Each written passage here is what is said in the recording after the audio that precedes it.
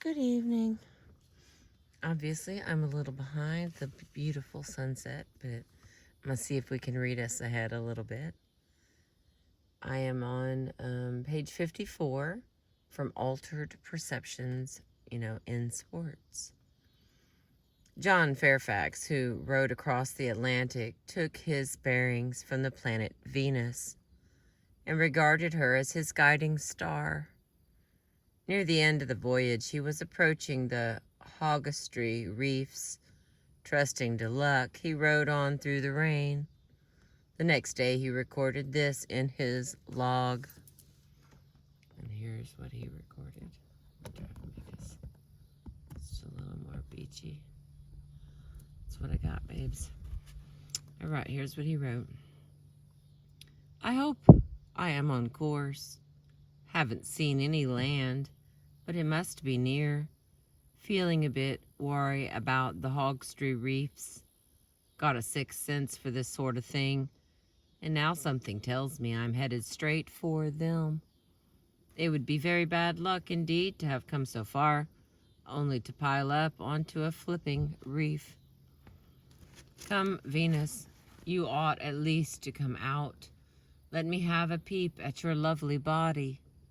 No chance. I just can't get a sight, not even a single position line. Well, let's trust luck. And then the next entry is dated June 26th, the 157th day. Near dawn, and ye gods, saw her just as she was rising through a hole in the clouds. Horizon unbelievably black and low. How she managed to get through for me to see her, I'll never know. But see her I did. For about 2 minutes, and all during that time she blinked and flashed at me like mad. Planets don't twinkle, so I knew right away there was something wrong somewhere, and that she was trying to warn me. Stopped rowing at once, hit by a squall immediately after, and for 2 hours it was as if the sea and the sky had gone mad. Lightning, thunder, rain, and the wind northeast gusting up to force 6 and 7. Magnificent spectacle of raw, naked fury. I felt as never before, as if I were part of it, and deliriously happy. Cursed and sang throughout it all at the top of my voice, while Britannia, frightened out of her wits, screamed bloody rape.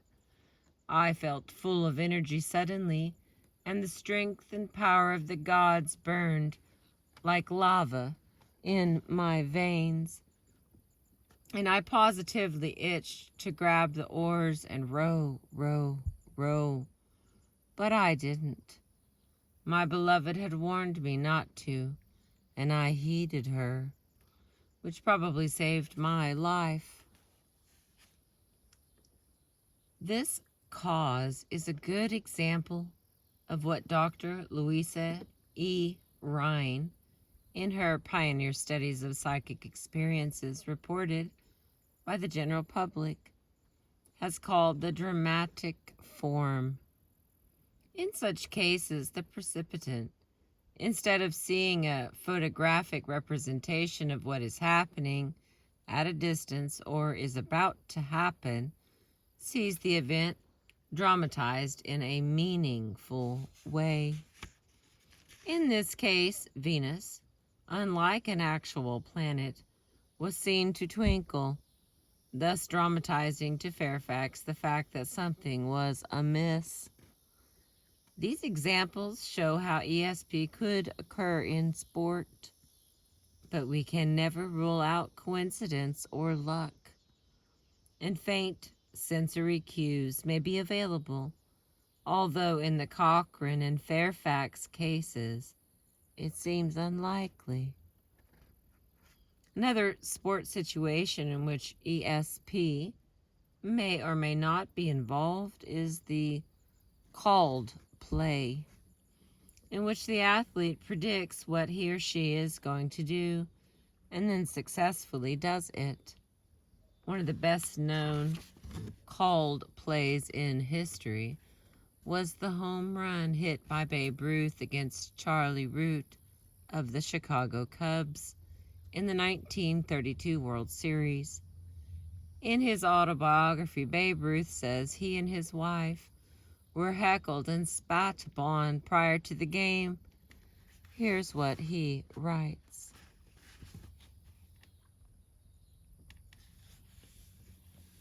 I was so hopping mad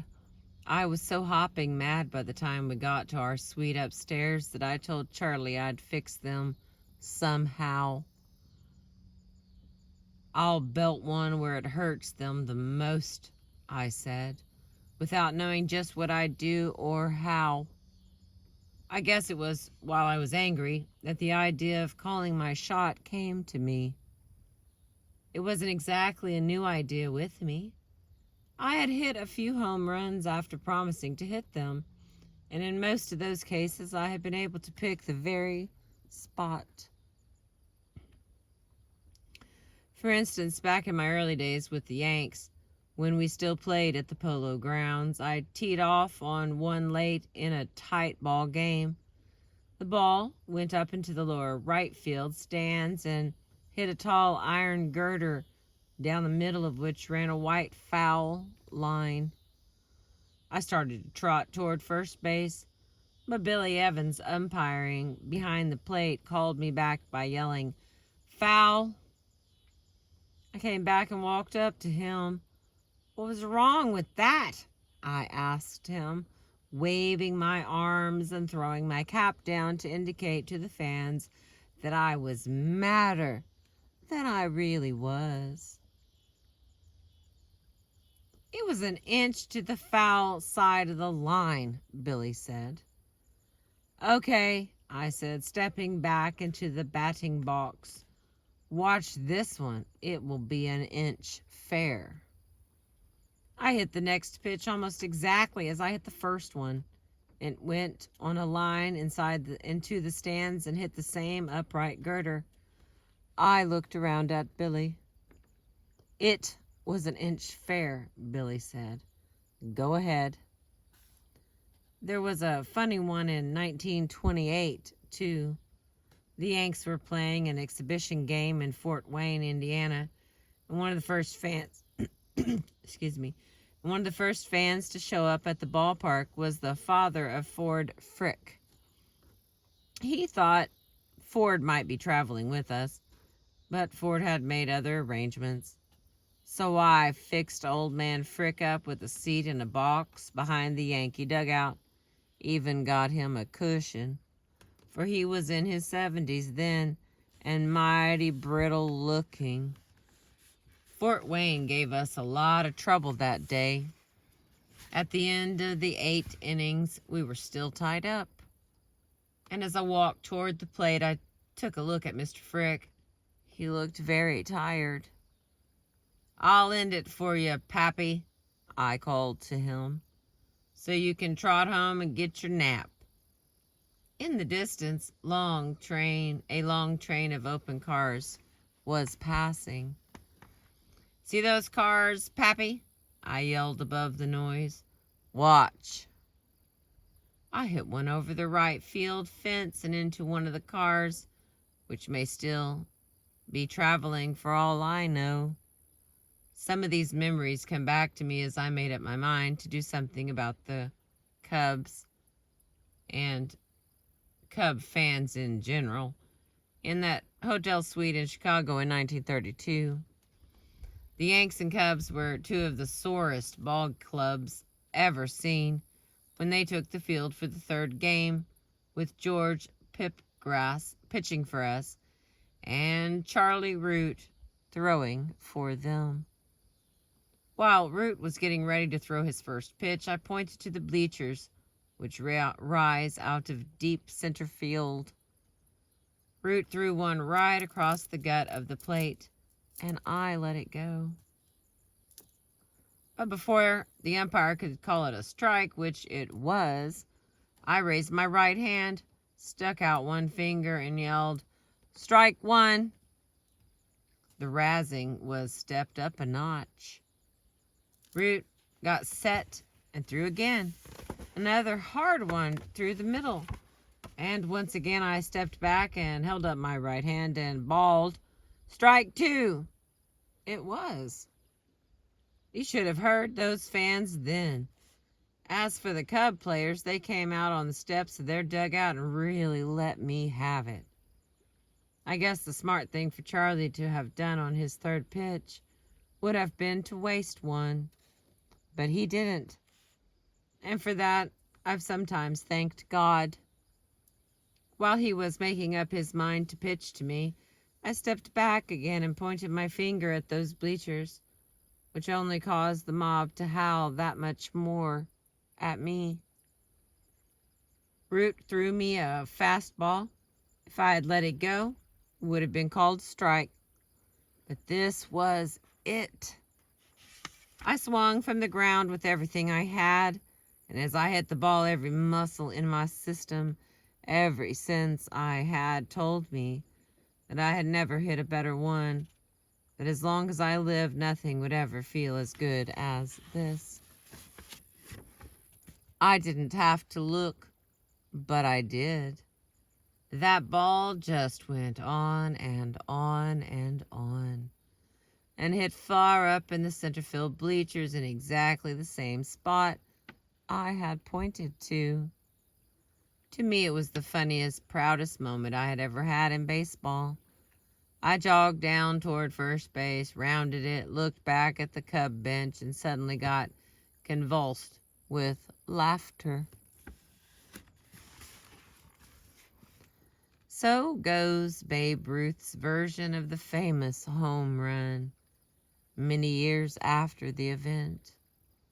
Reviewing a number of Ruthian biographies, Roger Angell says, the consensus of his biographers, except for Mr. Sobol, who calls the whole thing an invention of Ted Husing's, is that Ruth did not point to the bleachers beforehand, but that he did hold up his fingers to count off the first two strikes, and then held up one more, making his intentions unmistakable. Then he hit the homer, the longest, everyone agrees, ever struck at Wrigley Field. In other words, Ruth took two called strikes and then did predict he would hit a home run, even though the consensus of what occurred is not exactly as he recalled it in his memoirs. A number of shots have been called in golf, including some amazing ones by Walter Hagen, who liked to bet on his ability to call them. In his autobiography, Hagen describes an occasion where Horton Smith, the leader in the clubhouse, came out to watch and good-naturedly taunt him. And here's what Hagen says. I figured for a moment. I have a good chance to tie you, I told him. I merely have to make the last 3 holes in 6 shots. I raised my voice for the gallery to hear. Horton, I said, I can make a 3, a 2, and a 1 to tie you. I hit a long tee shot, long for me at least, and away we went up the hill, followed by the whole gallery. I hit my second shot to a plateau and found my ball about 6 feet from the hole. I gave it a quick glance, knocked it in, and turned to the gallery. Well, there is my 3. Now for my 2. I hit a 5-iron on the 17th, about 20 feet from the hole. I could scarcely see the hole, for it was getting quite dark. I looked over the green, gave the ball a rap, and to my surprise, it holed. There you are, I said casually. Now for a hole-in-one. I ran to the 18th tee, pulled out my 2-iron, then had to wait while gallery fans were chased off the fairway. The hole was approximately 190 yards. Now about all I could see in the distance was the clubhouse. I aimed for that hoot in the grill. I hit the ball well, and a very loud cheer went up. I thought I had made it. Instead, I had hit the flag gently and stopped about 6 inches away. The two gave me a second place. The most remarkable called play or set of called plays that we have come across in this entire round that golfer Joe Izar is said to have predicted. The president of Fiat Motor Company told Joe he would give him $5,000 lire if he shot a 66, or 10,000 lire for a round of 65. Instead, Joe asked, how about a 64? For a 64, he was promised 40,000 lire. Azar then wrote on a scorecard that he would shoot on what he would shoot on each hole to get a 64, ending with a birdie on 18. His playing partner, British golfing great and 3-time winner of the British Open, Harry Cotton, told him he was crazy. Joe retired to the bar, where he put in a good night, waking the next day protesting he was too hungover to play. His caddy, who had a bet on the day's round, put him in a cold shower and got him to the first tee. Cotton advised him to drop the whole thing. He considered it an impossible feat, tantamount to asking for 18 miracles in a row. But Joe then scored as predicted for the first 8 holes. He then got a 4 instead of the predicted 3 on the 9th, countered by a 3 in place of a predicted 4 on the 10th. On each of the remaining 8 holes, he again scored as predicted, ending up with a 64. Cotton said, "You could call that round the biggest fluke of all time. He had all the luck in the world, chipping in and holing impossible putts, but the figures came out just as Joe had predicted." Another famous called play was Joe Namath's prediction that the Jets would beat Baltimore in the 1968 Super Bowl. One of his teammates, Randy Rasmussen, said, "At the time, I thought, geez, Joe, just keep your mouth shut." But before I knew it, I'd re-examined what was going on. Everybody had. And we realized we all felt the same way. We had seen the films. We knew we could win. Joe just said it, was all. And the thing is, the papers played it up like he was wisecracking, but he was as serious as can be. This is a good example of the self-fulfilling prophecy in sports. Namath's prediction, based on his own confidence, fired the confidence of his teammates, and together they got into that supercharged state in which it is almost impossible to lose. In fact, all these examples could be instances of fierce conviction and the self-fulfilling prophecy. But what about true precognition? What happens when there are no sensory cues, when there is no self-fulfilling prophecy? Do some athletes have the ability to predict events before they happen? If so, then we have the best evidence for ESP in a sport situation. Racing car driver A.J. Foyt has had more than one hunch that proved to be correct. Bill Libby writes that going to Riverside to race stock cars in the day after his 19th birthday in January of 1965, A.J. Foyt had a premonition of impending danger. He recalls, "Usually I like to run there, but that one time I just didn't want to go. Before I left the airport, I called Lucy and told her where I'd parked the car and where to find the keys. That's something I'd never done before. During the race, he went over a 35-foot embankment in the worst accident of his long career. He also had a premonition involving the 1967 Indianapolis 500 when he predicted that Andy Granatellini's jet car, driven by Parnelli Jones, would not complete the race. He said, "I knew dead certain inside me that the jet car was going to break."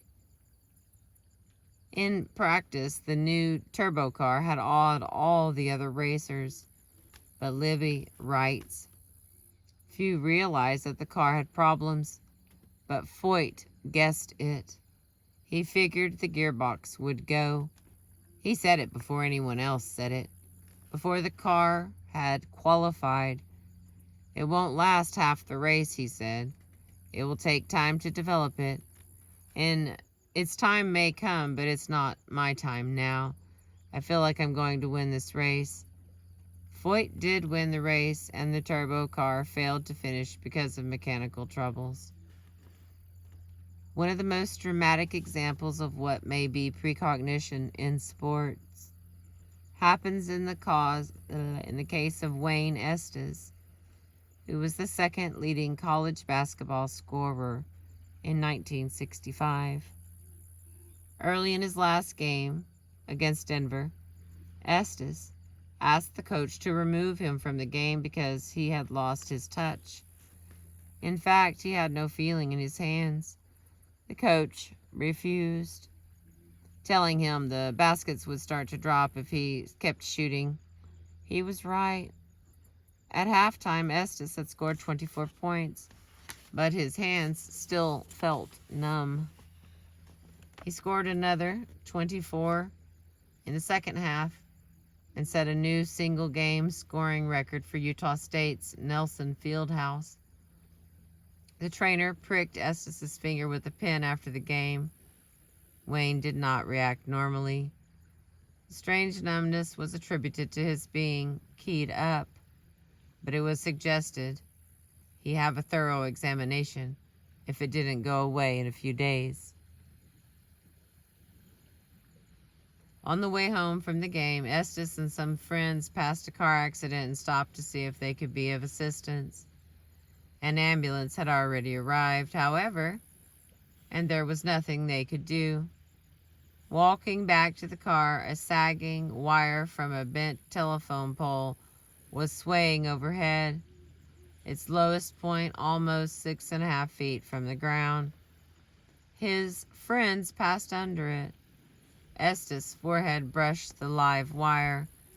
Several thousand watts of electricity shot through his body, killing him. Wayne's hands started to smoke, and he fell to the ground. John Vassy, one of Estes' companions, said later. Could it be that the numbness and tingling in his hands that Estes experienced during the game was a symbolic precognition of the manner in which he was to meet his death a few hours later? In fact, 2 months before his death, Estes had bought a $10,000 life insurance policy, but only after asking whether the triple indemnity clause for accidental death applied to death by electrocution. Perhaps the most common way an athlete foresees the future is in a dream. This is also true of precognitive experiences in the general population. In his autobiography, Sugar Ray Robinson describes a nightmare he had the night before he fought Jimmy Doyle for the welterweight championship. In the dream, Jimmy Doyle was in the ring with me. I hit him a few good punches and he was on his back, his blank eyes staring up at me, and I was staring down at him, not knowing what to do. And the referee was moving in to count to 10, and Doyle still wasn't moving a muscle. And in the crowd, I could hear people yelling, "He's dead, he's dead." And I didn't know what to do. Then I woke up. In another account of the fight, he said, I got up the next day and I called the fight off. I called the commission and everybody and I said, I'm not fighting. They said, Ray, it's just a dream. I said, no. I've had premonitions before and I'm not going to do it. They called in all the priests, Catholic priests and Protestant, got them to talk to me and everything, and I said, all right. They talked me into going through with the fight. I went through with the fight. Like I had said, knocked him out. He died right there in the ring. Boy, what a feeling I had. I felt like it was premeditated and I knew about it and still went ahead and did it. But it happened. That ain't the only time. I've had several times. I've had other experiences like that to make me think. I don't do it no more though. I get the premonition. If I get one now, I will not do it.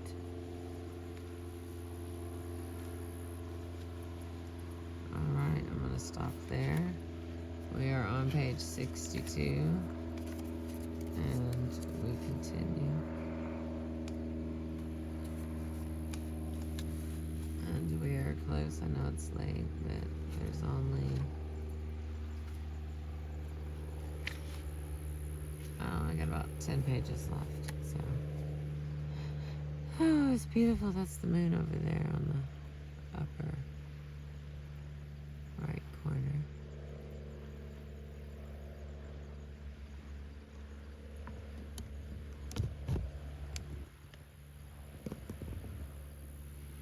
Thank you for being with me.